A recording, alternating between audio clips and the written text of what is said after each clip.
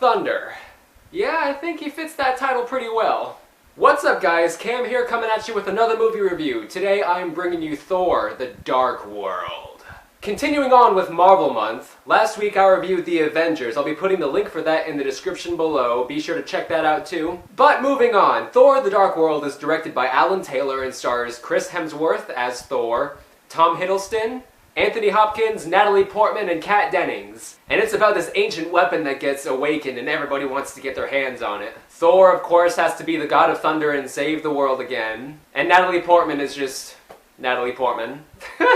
And I was hoping that this movie was at least going to be better than the first Thor, because the first Thor was okay. I didn't love it, but it's okay. It fits in the Marvel Cinematic Universe for what it is. But this movie takes it up to a completely different level. You really see Thor be a badass in this movie. You really see Thor go out and do his Thor things. Now this movie takes place just after the end of Avengers. It opens up with Loki in shackles and he has to face the consequences for everything that happened in that movie. And I am so glad that they made Loki one of the central characters of this movie, because his chemistry with Thor is just unparalleled. They have great banter back and forth. Some great one-liners from both of them. And that's definitely what I loved most about this movie, was Thor and Loki. I just wish that there was a bit more of it. It gets cut kind of short in the second act, but, you know, it is what it is. And for the most part, the characters really make this movie better. You have Thor and Loki, of course.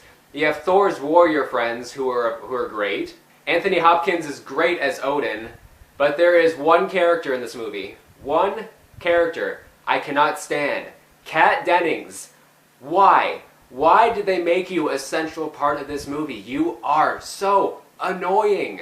The script tries to have Kat Dennings be funny in this movie, but she's not funny. She's just really, really annoying. Like, annoyingly not funny. She is essentially the Jar Jar Binks of this movie. And speaking of the characters, the villain of this movie, Malekith, is pretty weak, in my opinion. He shows up from scene to scene, you know, he says a couple of things in the Dark Elf language and then it just jumps back to Thor.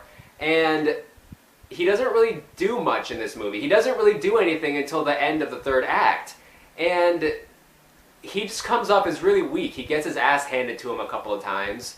And it just doesn't work for me. He comes off kind of like a Star Trek villain. Just a regular villain that they have for one episode of Star Trek who just spouts little bits of exposition here and there and then done. But moving away from the characters, how does the plot hold up? The plot is somewhat solid. You got your thing, your MacGuffin that everybody wants.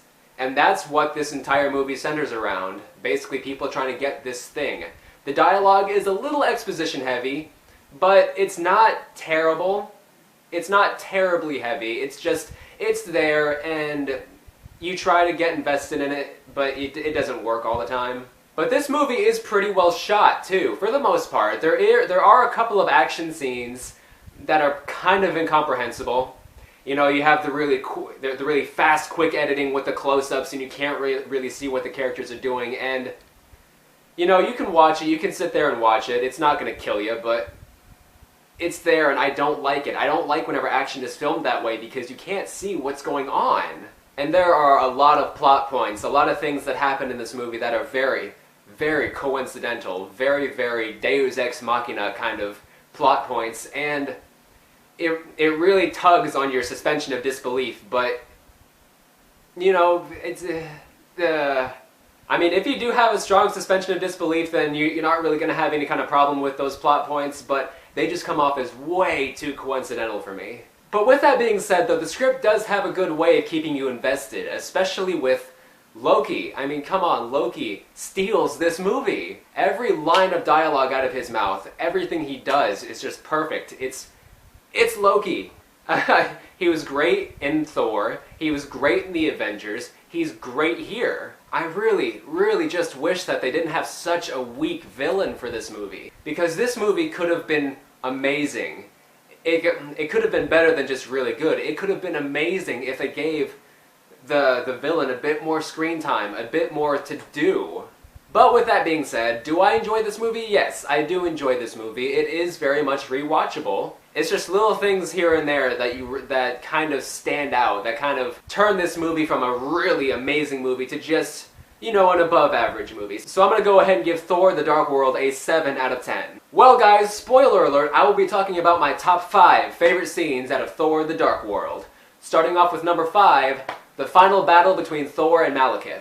They really utilized a lot of good ideas for this fight. You can't really see what the characters are doing very much as far as the actual fighting goes, but they're battling across a bunch of different worlds because there are these portals that open up due to the planets converging that send them to all these different places, and they utilized that fairly well, and I thought that it worked pretty good for the movie. It was wild, it had good adrenaline, and I thought it was a pretty good climax for this movie.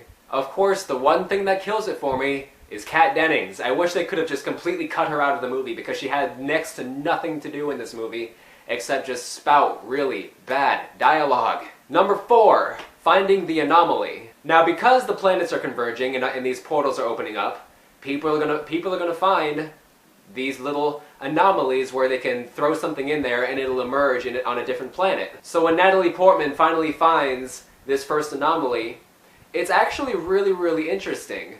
You have these kids who are throwing stuff in there and it falls down into this portal and it emerges from another portal and goes.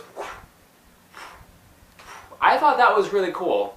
You don't really see that very much in movies these days. I mean, you have Portal, the game, of course, which is amazing, but it's not something you've ever really seen in an actual movie before and see characters really interact with these things. I thought that was very, very interesting. Number 3, invading Asgard. Now, the world of Asgard is by far the best location of this movie. And when it gets invaded by the Dark Elves, it is actually pretty crazy to watch. They get infiltrated from the inside, and this Dark Elf called Curse basically opens the door for the entire Dark Elf force to come in and take everything over. And you see Asgardians getting shot. You see the Dark Elves use these like black hole grenades that they throw and it sucks people in. I thought that was crazy. And then of course you have Malekith, who is supposed to be this intimidating guy who is the leader of all of these elves. And he basically gets his ass kicked. He gets his ass kicked by Thor's mother, of all people.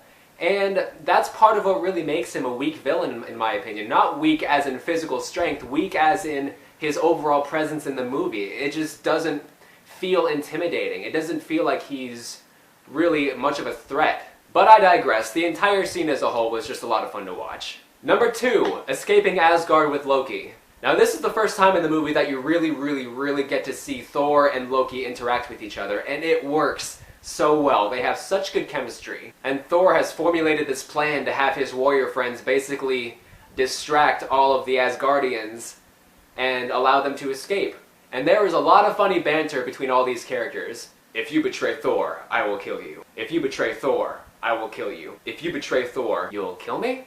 Like I said, Loki just completely steals the show. And as they're escaping, as Loki is driving Thor and Natalie Portman into this portal into the Dark World, as they emerge, you just hear Loki go, ta-da! I thought that was perfect. Number 1, the Dark World battle. Now this is the scene that basically closes up the second act of the movie, and it is a lot of fun to watch. Thor, Loki, and Natalie Portman. I have to stop calling her Natalie Portman, I have to call her Jane. Thor, Loki, and Jane are on the Dark World, and they have this plan to stop Malekith and destroy the Ether. But once that plan fails, they basically have to fight their way out of there, and it's really cool.